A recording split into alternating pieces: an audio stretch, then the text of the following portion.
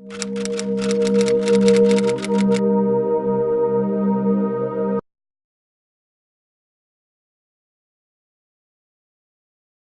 pensar en este encuentro, me percaté, muy con sorpresa, de que una buena parte de este siglo ya lo he vivido yo, y por tanto capturo imágenes en mi memoria en torno a los elementos de religiosidad o de prácticas judías tradicionales con las que crecí.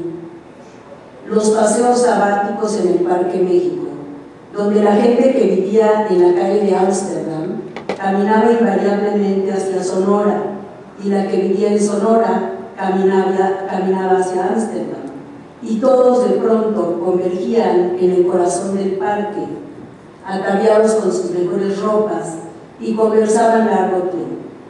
Nadie se apuraba, ya que en sábado, ¿qué más había que hacer después del rezo y antes de la comida?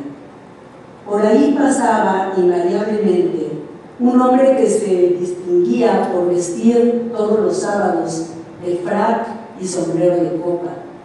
En algún momento tuve el privilegio de escuchar sus conferencias y saber que se trataba de un erudito rabino. Recuerdo cómo en Rosh Hashanah las calles se llenaban de gente que caminaba rumbo a las sinagogas, mujeres elegantemente vestidas, portándose los sombreros y las manos enguantadas, y cómo en Yom Kippur los niños íbamos de una sinagoga a otra, jugábamos liga-ligazo y nos correteábamos mientras los adultos se dedicaban seriamente a la oración. Viene en mi memoria caminar de la mano de mi madre y pasar por la calle de Campeche, donde me señalaba una señora que asomaba y me decía que se trataba de la Rebetzi, la esposa del rabino. Me es clara la imagen de las señoras en la carnicería kosher, esperando ser atendidas por un amable señor con mandil ensangrentado, o la tienda en la que el dueño, siempre con el sombrero puesto, metía la mano a un barril y de él, como en un acto de magia, sacaba un arenque marinado para envolverlo en papel estraza, y de otro barril emergían sabrosísimos pepinos en salmuera. La panadería en la que se ofrecían las jales, los panes con cebolla, el pan evaporado, las galletas de huevo y otras delicias de la repostería europea, y mientras se compraba, se escuchaban cacofónicamente fragmentos de conversaciones en yiddish. Estudiar desde el preescolar en el colegio religioso Yavne y participar del movimiento juvenil religioso sionista Bnei Akiva fueron un parteaguas en mi educación. Con los amigos de la Tnuá hacíamos la caminata hacia la colonia Roma, donde vivían los Halevis, para ir a comprar falafel, único espacio con comida kosher al que accedíamos entonces. Seguramente estarán imaginando que ir a la escuela religiosa y a la organización religiosa se debía a que mi familia también lo era, nada más lejos de la realidad. Y en gran medida de ello hablaré en los próximos minutos, de esa extraña conformación de la comunidad judía que, aunque bien entrada en la modernidad, de cualquier forma se mantiene anclada de alguna manera en el mundo tradicional. Y quizá Luis sea parte de la respuesta a este no cambio. Por lo tanto, hablar del elemento religioso en la formación de la comunidad judía de México me parece indispensable para entender el desarrollo de la comunidad y también a mí misma. He titulado esta plática entre Shaharit y Minja. Se va construyendo la comunidad. Según la tradición judía, se ora 3 veces al día: por la mañana, al atardecer y una vez que el sol se ha puesto. Estos 3 tiempos venían a sustituir a los sacrificios que se ofrendaban en tiempos en que el templo de Jerusalén existía. Ya en el libro de Daniel, el profeta, que vive en la época del dominio persa, dice: cuando Daniel supo que el edicto había sido firmado, entró en su casa y, abiertas las ventanas de su cámara que daba a Jerusalén, se arrodillaba 3 veces al día y oraba y daba gracias a su Dios como solía hacerse desde antes. ¿Por qué no incluye el nombre del tercer rezo, Arbit?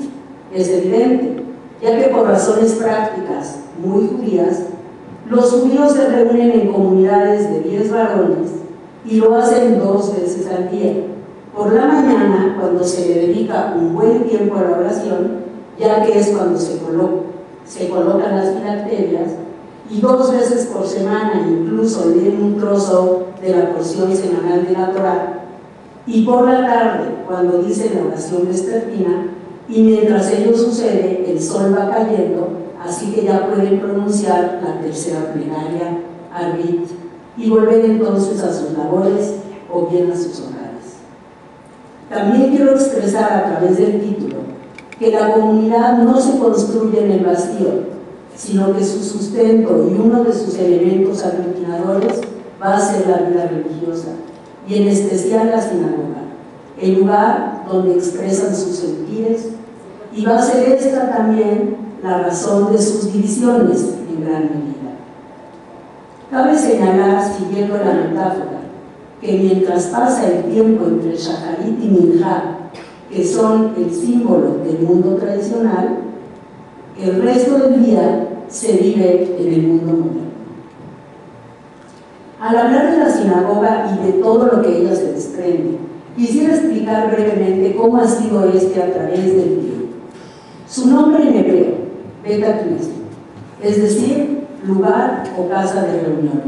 Ese parece ser su primer propósito, ser un lugar de reunión para la devoción.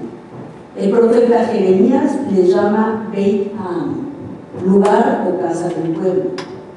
En los Salmos se llama Mishkan Shemecha, es decir, el lugar donde reposa tu nombre, o Bet Adonai, o sea, la casa de Dios. El profeta Ezequiel le llama Bet Mikdash Me'at, el pequeño santuario. Y en ese sentido podríamos entender que si no todos podían llegar al templo de Jerusalén, seguramente había espacios llamados pequeños templos donde llevaban a cabo la liturgia.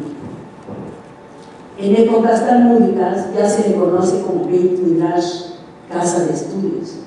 Aquí entendemos, ahora usando un término muy moderno, que la sinagoga es multifuncional, es lugar de oración, es lugar de reunión, es de estudio y muchas cosas más. Uno de sus sentidos más profundos está en una visión del futuro de paz universal que tiene el profeta Isaías. Cualquier imagen que se podía ocurrir en ese momento a Isaías se le ocurre decir: yo los llevaré a mi santo monte y los recrearé en mi Bet Tefilá.